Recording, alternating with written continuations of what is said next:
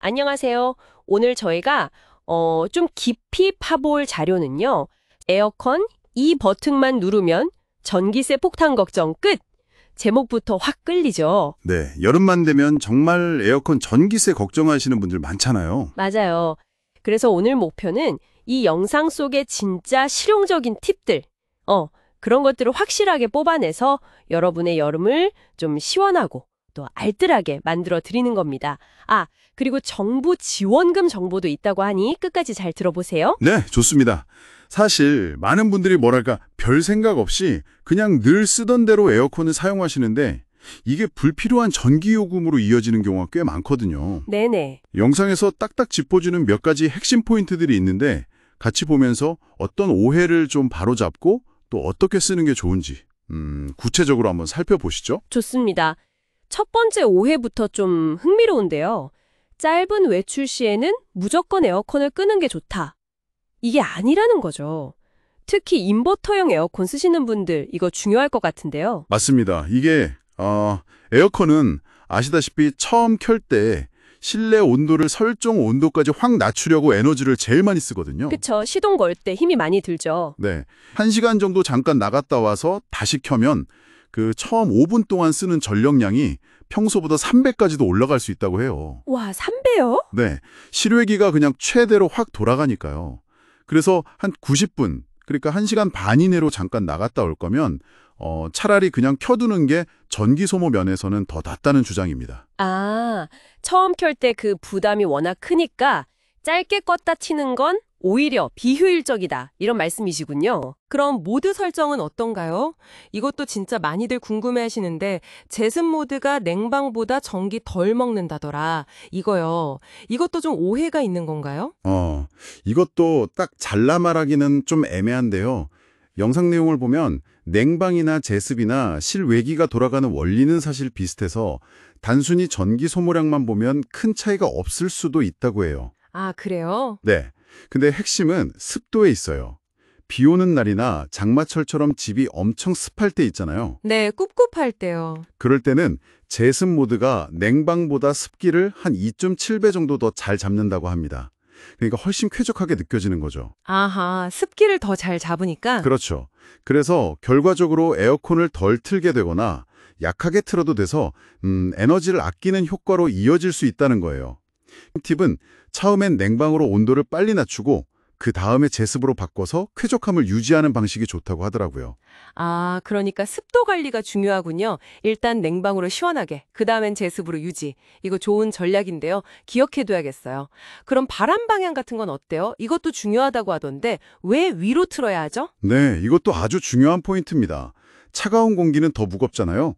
그래서 아래로 가라앉는 성질이 있거든요. 네, 그렇죠. 그래서 바람을 위쪽으로, 그러니까 천장 쪽으로 향하게 하면 그 찬 공기가 천장을 타고 이렇게 자연스럽게 내려오면서 방 전체에 골고루 퍼지게 됩니다. 순환이 잘 되겠네요. 맞아요. 그럼 방이 더 빨리 시원해지고 목표 온도에 도달하면 에어컨 실외기가 쉬는 시간이 늘어나니까 결과적으로 전기를 덜 쓰게 되는 거죠. 아래로 바로 쏘면 찬 공기가 바닥에만 깔려서 효율이 좀 떨어지고요. 그렇군요. 실제로 이 방향 설정 하나 바꿨더니 월 5만 6천 원 정도 요금 차이가 났다는 비교 사례도 보여주더라고요. 그리고 에어컨 바람 나오는 곳 앞에 뭐 가구나 물건 같은 거 두지 않는 것도 중요하다고 하고요. 와, 방향 하나로 월 5만 원 이상 차이라니 이거 진짜 간단하면서도 효과 큰데요? 꼭 위로 털어야겠네요.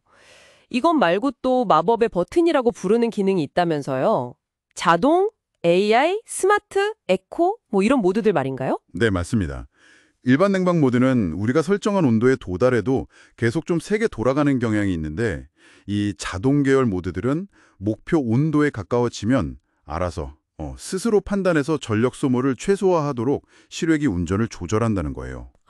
똑똑하네요. 네, 훨씬 효율적인 거죠. 어떤 실험 결과를 보니까 일반 모드로 돌렸을 때 원요금이 한 9만 3천 원 정도 나올 걸로 예상되는 환경에서 자동 모드를 썼더니 한 5만 7천 원 정도로 나왔다고 해요. 거의 3만 6천 원 정도 차이가 난 거죠. 와, 이것도 차이가 꽤 크네요.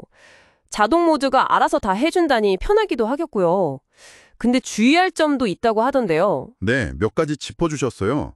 특히 AI 모드는 처음 한 30분 정도는 얘가 이제 집 환경을 학습하는 시간이니까 그때는 막 설정을 바꾸지 않는 게 좋다고 하고요. 아, 학습 시간이 필요하군요. 네. 그리고 너무 오래된 모델, 한 2015년 이전 그 정도 모델의 AI 기능은 지금처럼 막 효과가 크진 않을 수도 있다고 하고요. 아, 그리고 제일 중요한 거, 이런 자동 기능이 아무리 좋아도 내가 직접 춥거나 덥다고 느끼면 그냥 수동으로 조절하는 게 우선이라고 강조하시더라고요. 하하, 그렇죠. 결국 쓰는 사람이 쾌적해야 하니까요. 알겠습니다. 그럼 이제 설정 말고 외부 요인 관리, 이것도 중요할 것 같은데 햇빛 차단 이야기도 나왔죠? 네, 이것도 정말 중요하다고 강조하셨어요. 직사광선이 실내 온도를 엄청나게 높이는 주범이잖아요. 맞아요. 햇볕 들어오면 금방 더워지죠. 네.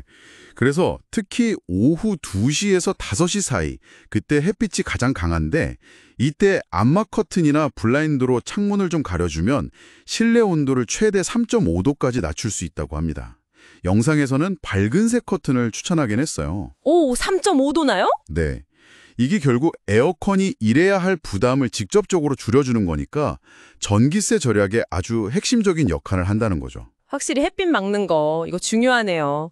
그럼 내부 관리는요? 역시 필터 청소겠죠? 이건 뭐 아무리 강조해도 지나치지 않은 부분 같은데요. 맞습니다. 필터 더러우면 공기순환이 제대로 안 되니까 에어컨이 훨씬 더 세게, 더 오래 돌아야 시원해지잖아요. 네네. 이게 전력 소모를 거의 2배 이상 늘리고 냉방 효과도 확 떨어뜨리는 아주 주요한 원인이라고 딱 지적합니다. 실제로 어떤 사례는 3년 동안 필터 청소를 안 하다가 했더니 원료금이 15만 원 나오던 게 7만 8천 원으로 거의 반토막이 났다고 하더라고요. 와, 15만 원이 7만 8천 원으로요? 필터 청소 하나로요? 네, 그래서 여름철에는 적어도 2주에 한 번은 꼭 청소하라고 권장합니다. 뭐 한 10분 정도 걸리는 간단한 청소인데 이걸로 월 5만 원 이상 아낄 수 있다는 계산이 나오는 거죠. 이야, 2주에 10분 투자해서 월 5만 원이면 이건 정말 안 할 이유가 없네요. 꼭 해야겠습니다. 자, 마지막으로 정보 지원제도 활용 팁도 있었어요. 최대 70만 원까지 지원받을 수 있는 제도가 있다고요? 네, 바로 에너지 바우처라는 제도인데요.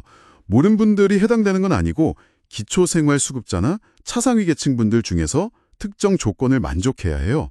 예를 들어서 가구 안에 65세 이상 어르신이나 영유아, 장애인, 임산부 등이 포함된 경우예요. 아, 특정 조건이 있군요. 네, 가구 원수에 따라서 지원 금액이 다른데 4인 이상 가구면 최대 70만 원까지 지원받아서 여름철 전기요금, 그러니까 냉방비죠. 이걸 내거나 아니면 겨울철 난방비로 쓸 수 있습니다. 오, 그럼 해당되시는 분들께는 정말 큰 도움이 되겠는데요. 신청은 어떻게 하나요? 이게 중요한데 자동으로 되는 게 아니라 직접 신청해야 합니다. 사시는 곳 관할 주민센터에 가셔서 신청하시면 되고요. 자격 요건이 조금 복잡할 수도 있으니까 내가 해당될까? 좀 애매하다 싶으시면 일단 주민센터에 문의해 보시는 게 가장 좋다고 조언하시더라고요. 네, 좋은 정보 감사합니다. 자, 그럼 오늘 내용 한번 싹 정리해 볼까요? 짧은 외출, 한 90분 이내는 끄지 말고 켜두기. 네, 인버터형은 특히요. 그리고 아주 습할 때는 제습 모드를 전략적으로 활용하고 바람 방향은 꼭 위로. 그렇죠. 자동이나 AI, 스마트, 에코 모드 같은 거 적극적으로 써보시고요. 햇빛은 꼭 차단하고 필터 청소. 이건 정말 필수네요. 2주에 한 번. 네, 10분만 투자하세요. 그리고 해당되신다면 에너지 바우처 꼭 신청해서 혜택 받으시고요. 와, 정말 당장 오늘부터 실천해 볼 만한 팁들이 가득하네요. 네, 맞아요. 오늘 살펴본 내용들의 핵심은 결국 작은 변화의 힘인 것 같아요. 그냥 무심코 넘겼던 설정 하나, 작은 습관 하나를 바꾸는 것만으로도 전기세를 꽤 아낄 수 있고 또 여름도 훨씬 쾌적하게 보낼 수 있다는 거죠. 이런 정보에 기반해서 실천하는 게 중요합니다. 네, 정말 그렇습니다. 오늘 내용을 들으신 여러분께 저희가 마지막으로 한번 생각해 볼 만한 질문을 던져볼까 하는데요. 좋습니다. 어떤 걸까요? 오늘 우리가 에어컨에 대해서 얘기했잖아요. 네. 혹시 우리 집에 있는 다른 전자제품들 중에서도 그냥 늘 쓰던 방식이라서 혹은 기본 설정 그대로 둬서 나도 모르게 에너지를 낭비하고 있거나 비용을 더 내고 있는 건 없을까요? 아, 그거 좋은 질문인데요.